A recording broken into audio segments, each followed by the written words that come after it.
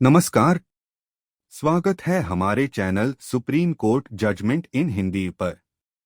यहाँ हम supreme court के महत्वपूर्ण फैसलों को आसान हिंदी भाषा में समझाते हैं ताकि आप इन्हें आसानी से समझ सकें और सुप्रीम कोर्ट के निर्णयों से हमेशा अपडेट रह सकें। जुड़े हमारे साथ और हर दिन नए फैसलों की जानकारी पाएं। धन्यवाद। क्या आप किसी कानूनी समस्या से जूझ रहे हैं? आपकी कानूनी जरूरतों को समझना और सही समाधान प्रदान करना हमारा लक्ष्य है। अगर आपको किसी भी प्रकार की कानूनी सहायता चाहिए तो आप हमसे व्हाट्सएप के माध्यम से जुड़ सकते हैं। हमारा नंबर है 7568890985। कृपया ध्यान दें, इस नंबर पर कॉल न करें, केवल व्हाट्सएप संदेश भेजें।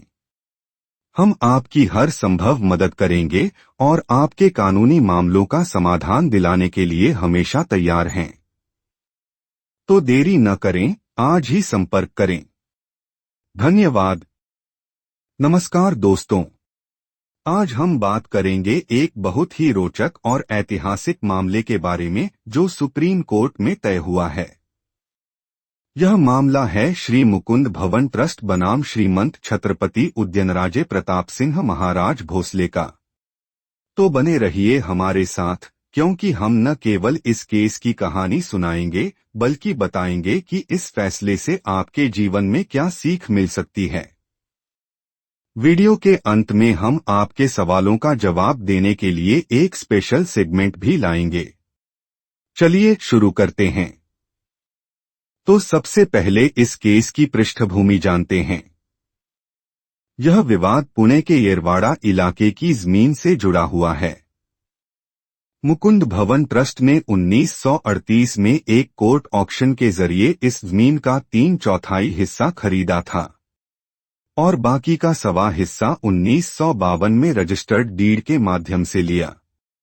लेकिन छत्रपति उद्यनराजे महाराज, जो खुद को छत्रपति शिवाजी महाराज के वंशज बताते हैं, उन्होंने 2009 में एक मुकदमा दायर किया। उनका कहना था कि ये जमीन असल में उनके पूर्वजों की है और इसे गलत तरीके से बेचा गया। उन्होंने दावा किया कि गोसावी परिवार, जिसने जमीन बेची थी, सिर्फ रेवेन्यू ग्रांट का अधिकार रखते थे, लेकिन जमीन बेचने का नहीं। दोस्तों, आप समझ सकते हैं कि यह विवाद क्यों इतना अहम हो गया। सोचिए, अगर यह आपके पूर्वजों की जमीन होती और अचानक पता चलता कि उसे बेचा जा चुका है, तो आप क्या करते?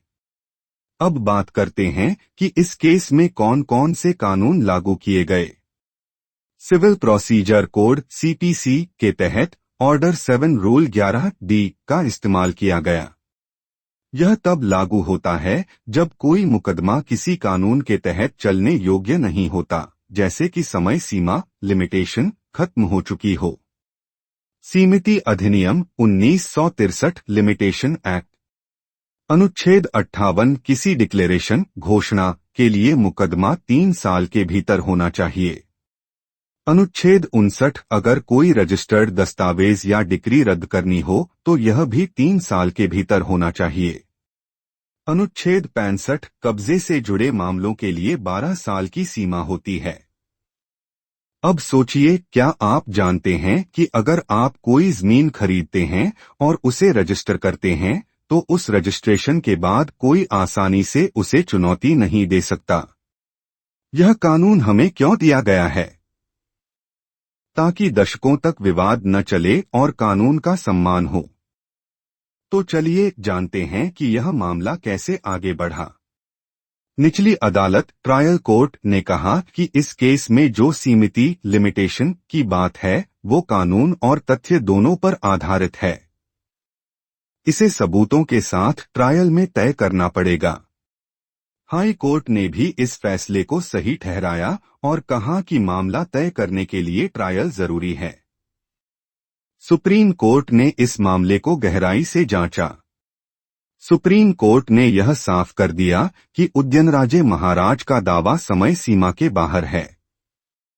उन्होंने यह भी कहा कि 2007 में उन्हें इस विवाद के बारे में पता चला, यह तर्क गढ़ा हुआ है। 1938 और 1952 के रजिस्टर्ड दस्तावेज पहले से मौजूद हैं और इन्हें इतने दशकों बाद चुनौती नहीं दी जा सकती। दोस्तों, अगर आप खुद को ऐसी स्थिति में पाते हैं तो जल्द से जल्द कानून का सहारा लें। समय पर कार्रवाई करना ही सही रास्ता है। अब बात करते हैं सुप्रीम कोर्ट के मुख्य निष्कर्षों की। कानूनी नोटिस, कंस्ट्रक्टिव नोटिस। अगर कोई दस्तावेज रजिस्टर्ड है तो कानून मानता है कि सभी संबंधित पक्षों को उसकी जानकारी है। समय सीमा का महत्व। सुप्रीम कोर्ट ने साफ किया कि 3 साल या 12 साल की सीमा के बाद मामला दायर करना संभव नहीं है। प्लानिंग से केस गढ़ने की कोशिश। कोर्ट ने पाया कि 2007 में मामला पता चलने की बात सिर्फ केस को बचाने के लिए बनाई गई थी। पंजीकरण के महत्व। रजिस्टर्ड दस्तावेज को सही माना जाता है जब तक कि इसे गलत साबित न किया जाए। सुप्रीम कोर्ट ने ट्रस्ट के पक्ष में फैसला सुनाया और केस को खारिज कर दिया। दोस्तों, इस केस से हमें क्या सीख मिलती है? पहला, अगर आप जमीन खरीदते हैं तो उसे पंजीकृत रजिस्टर करना न भूलें। यह आपके अधिकार को मजबूत करता है। दूसरा, अगर आपके पास कोई संपत्ति है और विवाद होता है तो तुरंत कार्रवाई करें। समय पर उठाए गए कदम ही आपकी जीत सुनिश्चित करेंगे। तीसरा, न्यायपालिका बेवजह के मामलों में समय बर्बाद नहीं करती। अगर आपका दावा कमजोर है तो बेहतर है कि आप पहले खुद अपनी स्थिति को मजबूत करें। अगर आपको हमारा कंटेंट पसंद आ रहा है और आप भी रोजाना सुप्रीम कोर्ट के नए फैसलों से अपडेट रहना चाहते हैं तो कृपया हमारे चैनल को लाइक करें, सब्सक्राइब करें और बेल आइकन भी दबाएं ताकि आपको हर नए वीडियो का नोटिफिकेशन मिल सके। आपके सपोर्ट से हमें और बेहतर कंटेंट बनाने की प्रेरणा मिलती है। धन्यवाद।